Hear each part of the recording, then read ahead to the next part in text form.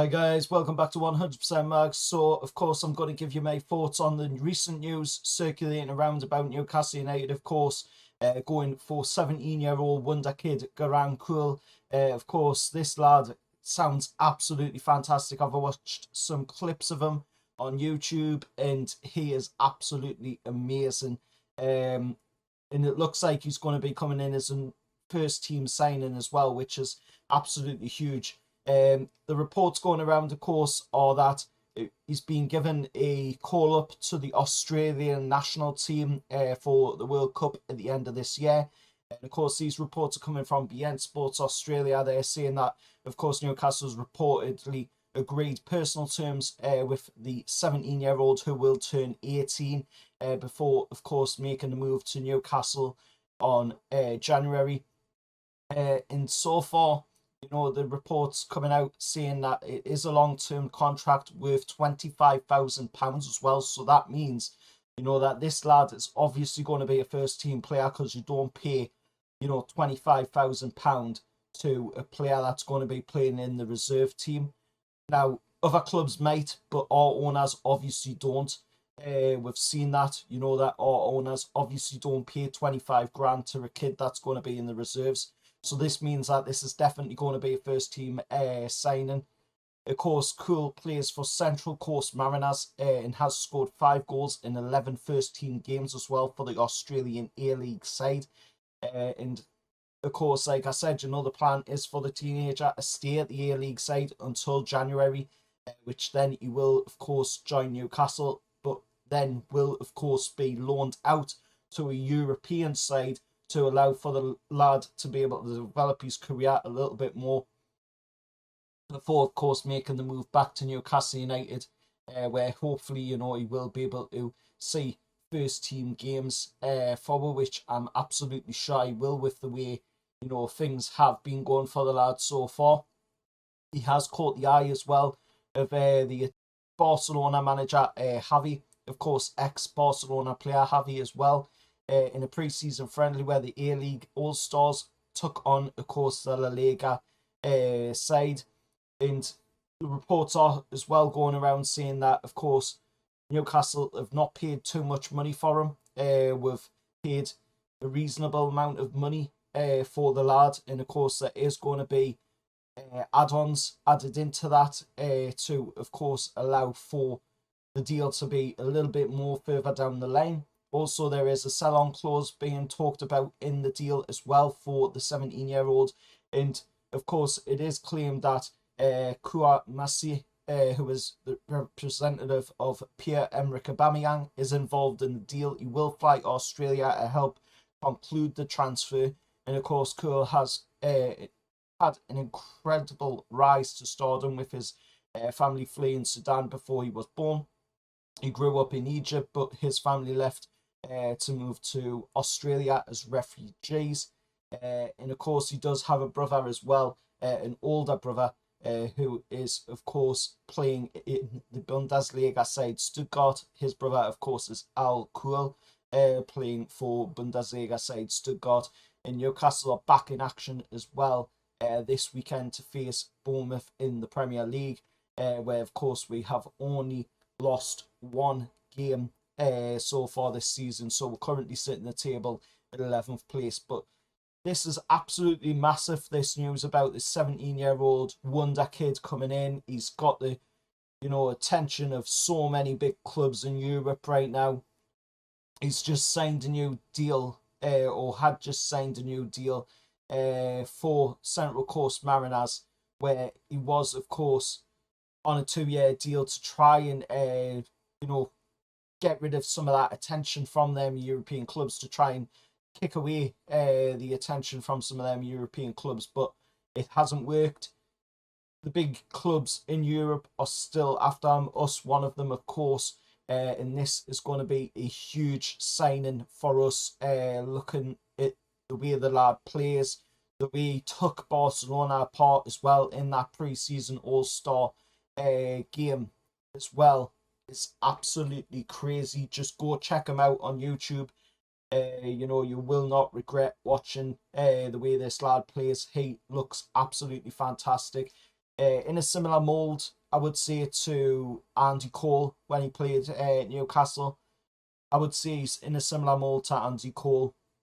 He's got pace. He's very good on the ball. He knows how to get his way into the box as well. He knows how to work his way around the team in order to find space as well. So he looks like an absolutely fantastic player. And like I say, he's been given a call up to the Australian national team for, of course, the World Cup at the end of this year.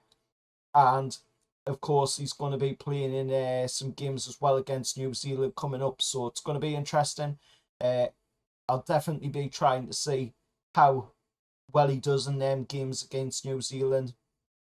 It's going to be an interesting one, definitely. But Newcastle's still working hard behind the scenes on transfers.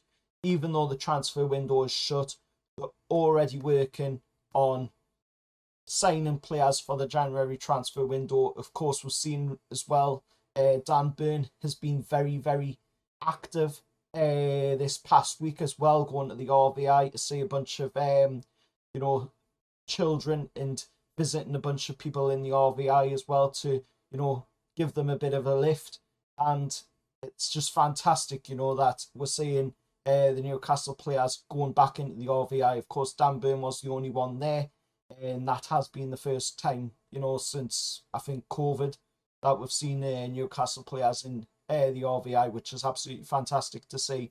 That they are going back in now, starting to get back to normality as we know it, which is amazing. Because we need to get back to normal things that were happening previous. At one point Newcastle's players were going into the RVI every single year. When it got around Christmas time, they were going in at other times as well. And that helps them people as well that are in the hospital be able to see their idols coming into the hospital. It raises the spirits of them people, and that's a fantastic thing to see. Also, we're seeing Dan Burn talking about, of course, his future at Newcastle United as well. He knows that when he was brought in, that it was a short-term fix because we couldn't get Sven Botman at that time, so we brought Dan Burn in. We've now got Sven Botman, so he knows that it's going to be slightly to the back burner, but he is still going to get game time because he is a Geordie lad. He's a local lad, so he is going to get the game time. We've seen him getting game time, even if it has been him playing out on the left back position, with Matty Target being out of the side for a little bit.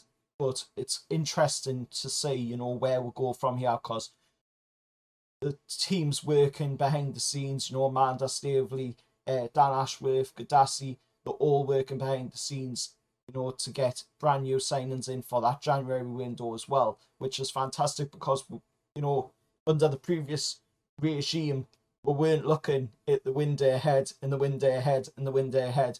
We're all looking at only that window, and we weren't even doing anything in the window under the previous regime. But now we are looking at 2 to 3 windows ahead. We're looking at transfers for the January window now, and then when it gets to that January window and it closes, we are then looking at transfers for the summer window, which is absolutely fantastic to see because it means that we are a forward-thinking team, constantly moving. The cogs are going in the right direction constantly, and that is something, that we really need to see continue, which I'm sure it will, because we've got proper people there in the background now, people that know how to run a club and know how to run a profitable business as well, how to keep the fees down but get the profits up, and also have a team that can go out there on the field and compete on a weekly basis as well, not have to